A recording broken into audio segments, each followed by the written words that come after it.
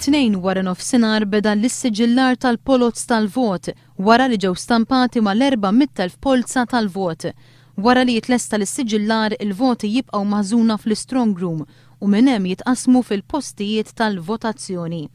Il-Kummissjoni Elettorali fakret lil dawk il-persuni li għadhom ma ġabrux jew inkella rċevew id-dokument tal-vot biex jagħmlu dan mill-assa tal-lokal tagħhom.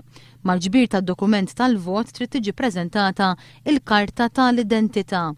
Il-Kummissjoni fakret ukoll li dawk li se jkunu msefrin fit-28 ta' Mejju biex jagħmlu dikjarazzjoni bil-ġurament ħalli jkunu jistgħu jivvutaw ġimgħa qabel. Il-ġurament isir fl-uffiċċju tal-Kummissjoni Elettorali f'Evans Building. Il-Kummissjoni avżat lil dawk il-persuni li ġabru d-dokumenti tal-vot għal qrabathom residenti f'San Vincenz de Paul biex jgħadduhomlhom sas-Sibt 21 ta' Mejju.